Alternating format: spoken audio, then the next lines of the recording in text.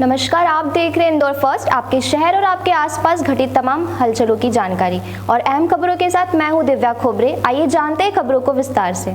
Collector ने प्रशासनिक संकुल में किया अलग अलग तहसील कोर्ट कार्यालयों का दौरा। कार्य में लापरवाही मिलने पर अधिकारी और रीडर्स को शो कॉज नोटिस। एक तहसीलदार, 2 नायब तहसीलदार और 3 रीडर्स को नोटिस। एक नायब तहसीलदार के खिलाफ विभागीय जांच के भी निर्देश। शिकायतकर्ता द्वारा कलेक्टर को शिकायत किए जाने पर की गई कार्रवाई। जमीन खसरा, नामांतरण में त्रुटि, सुधार नहीं किए जाने पर हुए कलेक्टर नाराज। मनोहर, कलेक्टर ऑफिस आए थे, कलेक्टर भी आपसे मिले थे, क्या आपकी शिकायत थी? सर, मेरे खसरा बीमा नकल में है ना, पति की जगह पिता हो गया था, तो उसके विषय में 2 साल से भटक रहा हूँ। कोई सुनवाई नहीं कर रहा मेरी यहाँ पे। एक बार मैंने जन सुनवाई में भी आवेदन दिया था, उसके बाद में सीएम हेल्पलाइन पे भी दिया था। तो जो तहसीलदार जी थे उनने बोला कि अभी अगर तू ये सीएम हेल्पलाइन कटवा देगा तो मैं अभी हाल साइन करके तेरा काम कर दूँगा। तो मैं अभी हाथों हाथ नीलेश भैया के पास गया, उनसे कटवाई और मेरी फाइल फिर हुई। आज 1 महीना हो गया उस बात को भी, तो अभी तक कुछ निराकरण नहीं हुआ सर उसका। कहाँ के रहने वाले हो? मैं सियासा का रहने वाला हूँ सर।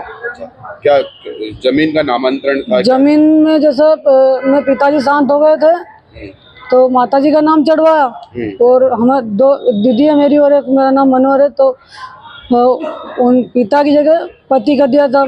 पटवारी मैडम थी कोई शर्मा मैडम ने, तो उसके विषय में आवेदन दिया था हमने, तो वो 2 साल हो गए उसको।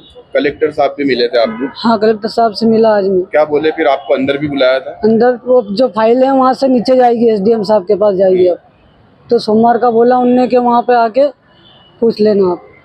अब आप को लग रहा है कि आपका काम हो जाएगा? हाँ, लग रहा है सर जी। आपका नाम बता दो। मनोहर चौहान, सियासा से।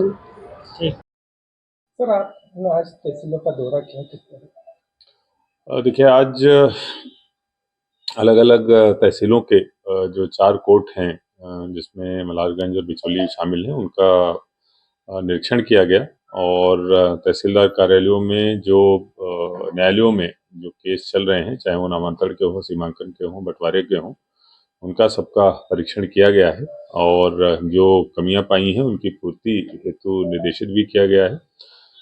कुछ कोर्ट्स में ज़रूर कुछ ऐसे केसेस पाए गए जो 3 महीने या 4 महीने तक जिनकी सुनवाई नहीं हुई और अनावश्यक रूप से पेंडिंग थे।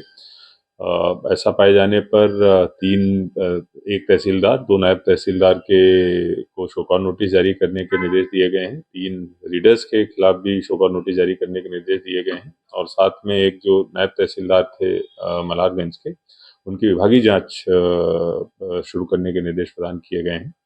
इस संदर्भ में निर्देश बिल्कुल क्लियर हैं कि पेशियां सही टाइम पर होनी चाहिए, जो शेड्यूल है उसके हिसाब से ही होनी चाहिए। अगर कोई व्यक्ति नहीं आ रहा है तो प्रकरण का निराकरण उसी के हिसाब से किया जाए, लेकिन किसी भी हालत में अनावश्यक पेशियां आगे न बढ़ें और प्रकरण कोई भी पेशी से उतरना नहीं चाहिए, ये निर्देश